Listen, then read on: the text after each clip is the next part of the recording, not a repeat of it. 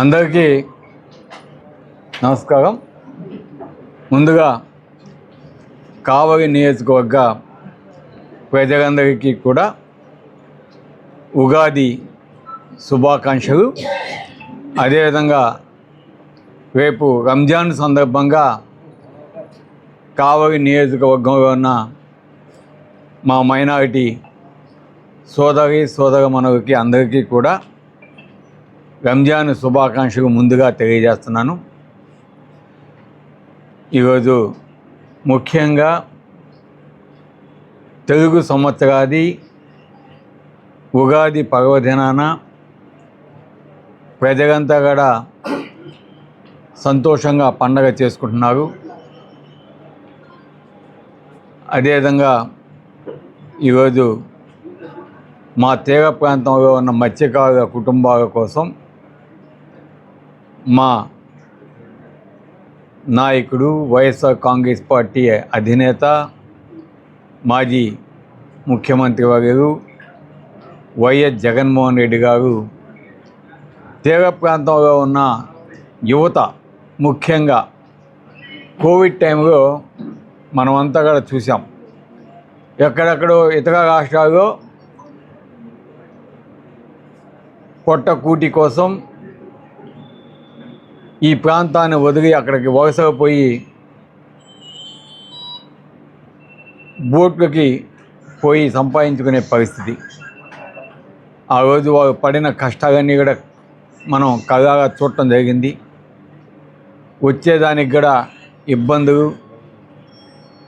ఆ కరోనా టైంలో వారిని తీసుకొచ్చి ఇక్కడ క్వారంటైన్లో పెట్టి వారికి ఏ విధంగా జగన్మోహన్ రెడ్డి గారు రక్షణ కల్పించారో ఇవన్నీ కూడా మనం చూడటం జరిగింది. వారు పడుతున్న కష్టాలని కళ్ళతో చూడటం జరిగింది.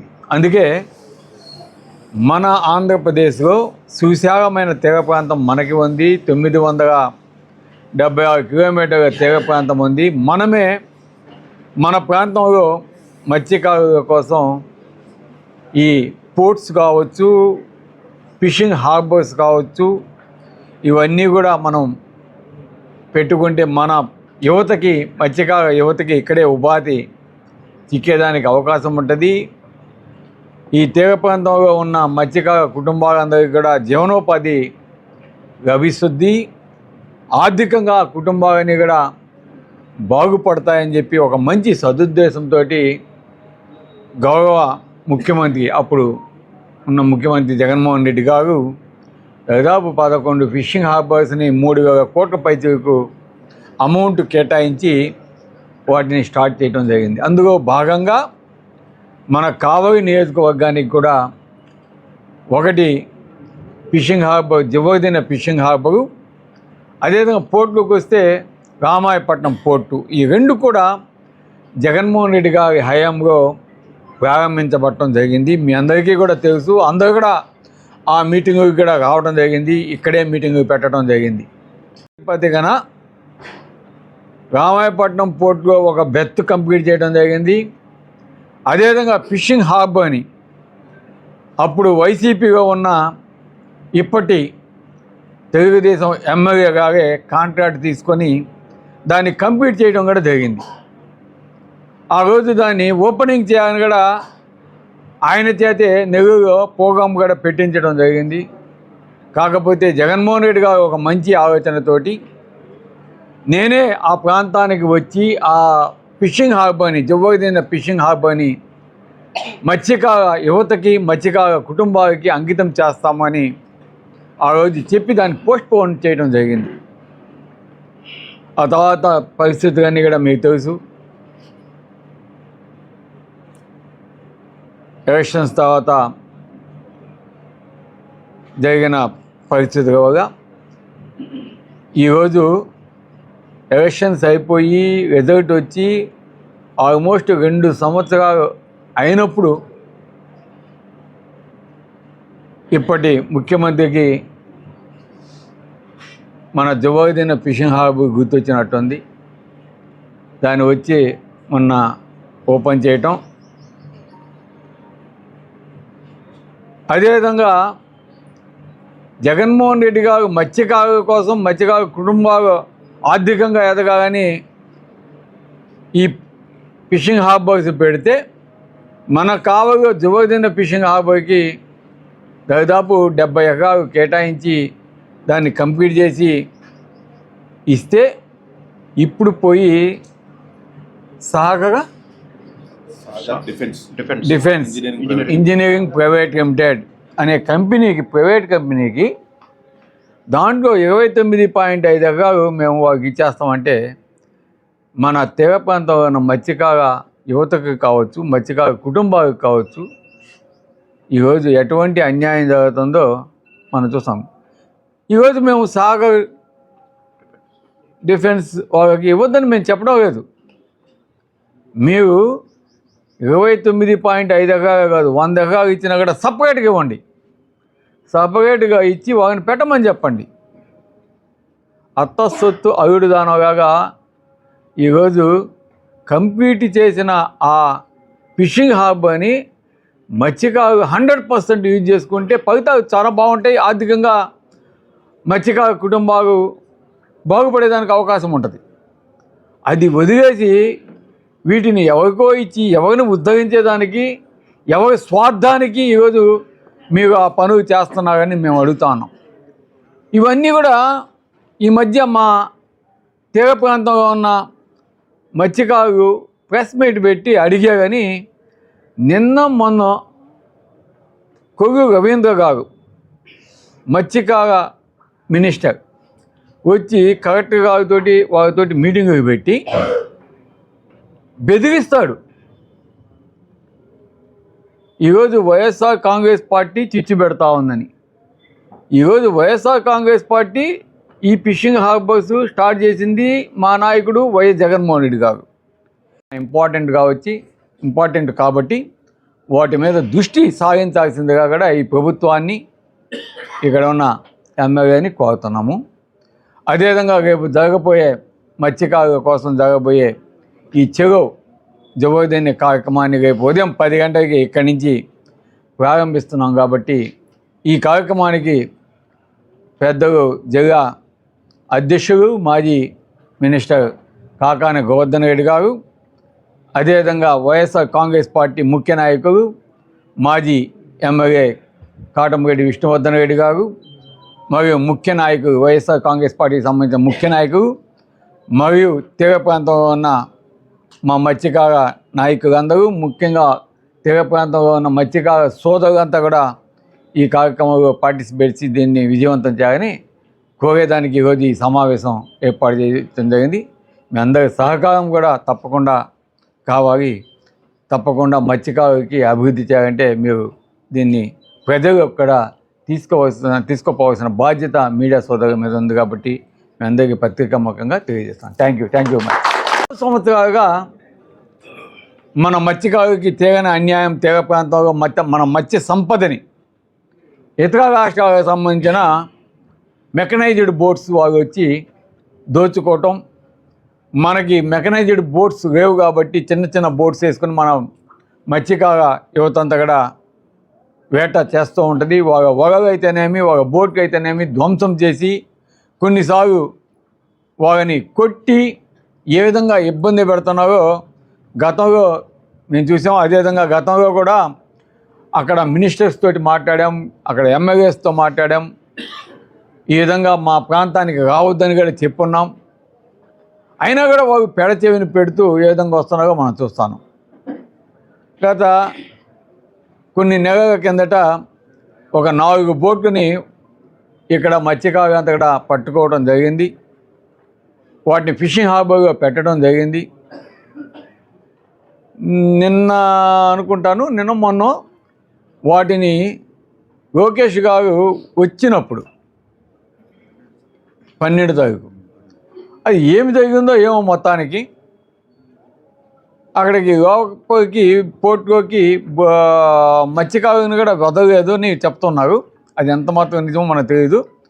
అది సర్పంచ్ గారు, ఏం సర్పంచ్ గారు పంపిగా ఓకే, పంపించకుండా ఏం జరిగిందో ఏమో మొత్తానికి ఆయన పోయిన ఒక 4-5 రోజులకి ఆ బోట్ అన్నింటిని కూడా విడిపించేసేయడం జరిగింది. అది ఎట్లా జరిగిందో ఏమో తెలియదు. ఉండేది తెలుగుదేశం ప్రభుత్వం, ఇక్కడ చూసేది తెలుగుదేశం అధికారులు, ఈ ప్రభుత్వంలో పనిచేస్తున్న అధికారులు, పచ్చ చొక్కా వేసుకొని కొంతమంది పనిచేస్తున్నారు ఆ అధికారులు, అదేవిధంగా తెలుగుదేశం నాయకులు అంటే ఇంకా ఎమ్మెల్యే గారు ఉండొచ్చు, మిగతా వాళ్ళు ఉండొచ్చు.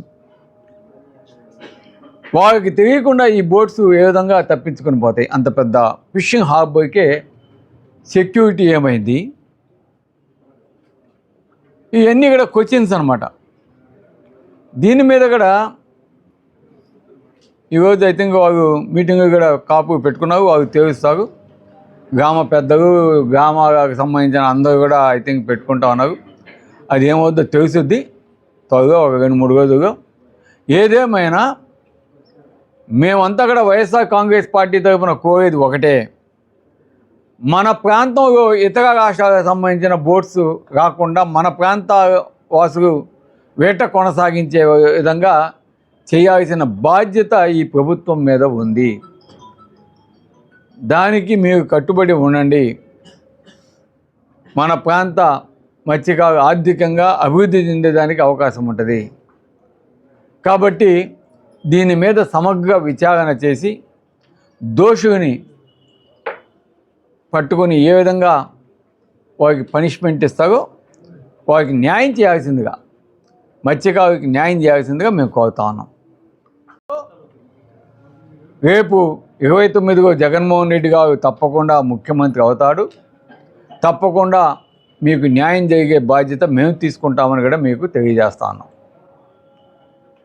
ఈరోజు ఫిషింగ్ హార్బర్కి ఎప్పుడు కూడా వైఎస్ఆర్ కాంగ్రెస్ పార్టీ మత్స్యకారుల తరపున పోరాటం చేస్తుంది.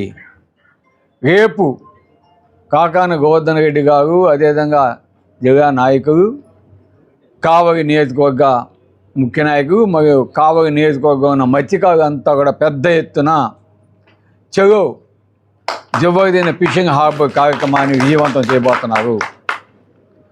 వాళ్ళకి అన్యాయం జరిగేదానికి వైఎస్ఆర్ కాంగ్రెస్ పార్టీ వ్యతిరేకం. వాళ్ళకి న్యాయం జరగాలి. ఇప్పటికన్నా కొల్లు రవీంద్ర గారు, అదేవిధంగా ఇక్కడ ఉన్న ఎమ్మెల్యే గారు, లోకేష్ గారు వచ్చారు కాబట్టి లోకేష్ గారు, అదేవిధంగా సీఎం చంద్రబాబు నాయుడు గారు ఎట్టి పరిస్థితుల్లో కూడా ఇటువంటి ప్రైవేటు పరమైన కంపెనీలని అలౌ చేయకుండా వారికి కావాలంటే సపరేట్ ల్యాండ్ ఇచ్చి సపరేట్గా వారికి 29.5 కాదు 100 ఎకరాలు ఇచ్చినా మాకు సంతోషమే, మేము సపోర్ట్ చేస్తాము. కొత్తవి పెట్టించండి. ఎంత ఎక్స్ట్రా వస్తే అంత ఉపాధి మా మత్స్యకార సోదరికి లభించాలనేదే మా కోరిక.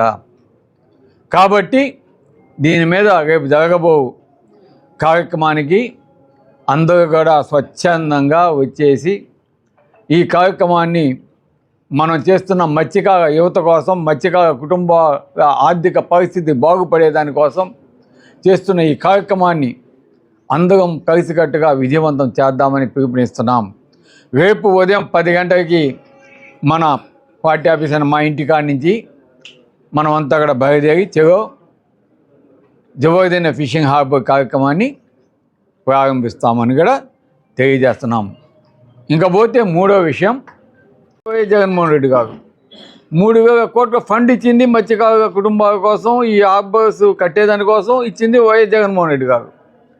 ఈరోజు మేము చిచ్చు పెడుతున్నామా లేదా మీరు చిచ్చు పెడుతున్నారా? ఒకసారి ప్రజలకు చెప్పాల్సిన ఆవశ్యకత అటు మినిస్టర్ గారికి ఉంది, ఇటు సీఎం గారికి ఉంది, ఇక్కడికి వచ్చిన లోకేష్ బాబు గారికి ఉంది, అదేవిధంగా ఇక్కడ ఉన్న ఎమ్మెల్యే గారికి కూడా ఉంది. ఎందుకు చెప్తున్నామంటే ఈరోజు కావలి నియోజకవర్గంలో దాదాపు 46 కిలోమీటర్ల తీర ప్రాంతం ఉంది. దాదాపు 20,000 పైచీలకు మత్స్యకార ఉన్నారు. దాదాపు 30,000 మంది మత్స్యకార ప్రజలు ఉన్నారు. దాదాపు 6 పంచాయతీలు ఉన్నాయి తీర ప్రాంతంలో. వాళ్ళందరికీ కూడా న్యాయం చేయాలని మేము అడుగుతున్నాం. ఒక్క ఫిషింగ్ హార్బరే కాదు, ఈరోజు తీర ప్రాంత ప్రజలకి చాలా అన్యాయం జరుగుతూ ఉంది. ఎందుకంటే మన రామాయపట్నం పోర్టు వచ్చినాక ఈ ప్రాంతానికి ఇండస్ట్రీస్ కావాలని మేము గతంలో కూడా జగన్మోహన్ రెడ్డి గారికి చెప్పున్నాము. దానికి సంబంధించి ఒక పవర్ ప్రాజెక్ట్ అంటే సోలార్ పవర్ ప్రాజెక్టుని ఇవ్వటం జరిగింది. దానికి దాదాపు కొన్ని వేల ఎకరాలు కూడా జగన్మోహన్ రెడ్డి గారు ఇవ్వటం జరిగింది. అదేవిధంగా ఇక్కడ ఇంకా కొన్ని ఫ్యాక్టరీస్ వచ్చేదానికి, ప్రజలకి బాగా ఉండేదానికి, పనులు వారికి ఉద్యోగ అవకాశాలు వచ్చేదానికి అటువంటి ఇండస్ట్రీస్ని పెట్టాలని కూడా మేము చెప్పున్నాము. ఓకే, ఇప్పుడు గవర్నమెంట్ మారింది. అదేవిధంగా బీపీసీఏ అనేది కూడా రావటం జరిగింది. సంతోషం, దాన్ని అన్నింటినీ కూడా మేము ఆహ్వానిస్తున్నాం. కాకపోతే ఆనాడు మేము ల్యాండ్ అక్విజిషన్ అయ్యేటప్పుడు మేము పరిహారం కూడా ఎక్కువ అడగటం జరిగింది. దాదాపు ఆ రోజు మేము జగన్మోహన్ రెడ్డి గారిని 35 లక్షల దాకా ఇవ్వాల్సి వస్తుంది అని కూడా మేము రిక్వెస్ట్ చేసి ఉండాం. ఆయన పరిశీలిస్తామని చెప్పినాం. కాకపోతే ఎలక్షన్స్కి ముందు ఈరోజు ఇక్కడ ఉన్న ఎమ్మెల్యే గారు ఆయన నోటితోటి మేము అధికారంలోకి వస్తే 50 లక్షలు ఇస్తామని కూడా చెప్పడం జరిగింది. దాని మీద నేను మాట్లాడాను. ఈరోజు చూస్తే పట్టా భూములకి 23 లక్షలు ఇస్తామని చెప్తా ఉన్నారు. మిగతా వాటికి 17-18 ఇస్తామని చెప్తున్నారు. కానీ ఇంతవరకు ఎక్కడ వాళ్ళకి అమౌంట్ కూడా పడిన సూచనలు అయితే కనిపించడం లేదు. ఈరోజు కొంతమంది మత్స్యకార నాయకులు, మత్స్యకార ప్రజలు వచ్చి మమ్మల్ని అడుగుతా ఉన్నారు, సార్ మీరైనా చెప్పండి, రేపు వైఎస్ఆర్ కాంగ్రెస్ పార్టీ వచ్చినాక మాకు ఎక్స్ట్రా పరిహారం అన్నా ఇప్పించేదానికి కృషి చేయండి అని మమ్మల్ని అడిగి, తప్పకుండా ఈ విషయాన్ని జగన్మోహన్ రెడ్డి గారి దృష్టికి తీసుకొని పోతున్నాము. ఆల్రెడీ చెప్పున్నాము కూడా. తప్పకుండా తీర ప్రాంత ప్రజలకి న్యాయం చేయాలనే దానికి మేము ఎప్పుడు కూడా ముందుంటాము.